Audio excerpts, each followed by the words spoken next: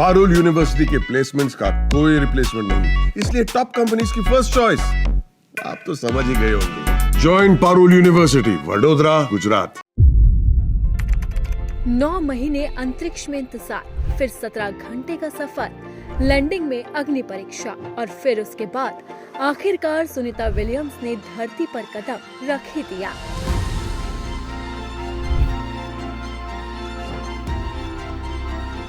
SpaceX के dragon यान के जरिए सुनीता विलियम्स के साथ एस्ट्रोनॉट बुच विल्मोर की अंतरिक्ष से वापसी हुई है। ड्रैगन से बाहर निकलते ही सुनीता के चेहरे पर मुस्कान ने पूरी दुनिया का दिल जीत लिया।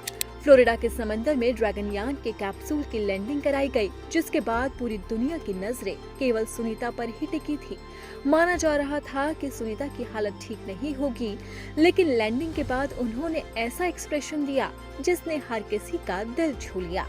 जब सुनीता विलियम्स कैप्सूल से बाहर आई तो उन्होंने हाथ हिलाकर सभी का अभिवादन किया। इतना ही नहीं, जब तक वो पोर्ट पर मौजूद रही तब तक मुस्कुराती रही। वहीं स्पेसएक्स के सीईओ एलन मस्क ने इस ऐतिहासिक मिशन की सफलता पर नासा और स्पेसएक्स की टीम को बधाई दी। उन्होंने अपने पोस्ट में लिखा, स्पेसएक्स और नासा की टीमों को एक और सफल अंतरिक्ष यात्री वापसी के लिए बधाई। इस मिशन को प्राथमिकता देने के लिए राष्ट्रपति डोनाल्ड ट्रंप का धन्यवाद। सुनीता विलियम्स और बुच विल्मोर की सुरक्षित वापसी पर अमेरिका में जश्न ही जश्न है, जबकि नासा और स्पेसएक्स के इस मिशन में भूमिका की सराहना की जा रही है। अंतर्राष्ट्रीय अंतरिक्ष स्टेशन यानी कि ISS में 9 महीने तक फंसे रहने के बाद सफलतापूर्वक लौटे अंतरिक्ष यात्रियों का व्हाइट हाउस ने स्वागत किया। व्हाइट हाउस ने एक्स पोस्ट पर लिखा है कि वादे किए, पूरे वादे किए। राष्ट्रपति ट्रंप ने अंतरिक्ष में फंसे अंतरिक्ष यात्रियों को वापस लाने का संकल्प लिया था और उन्होंने अपना वादा निभाया।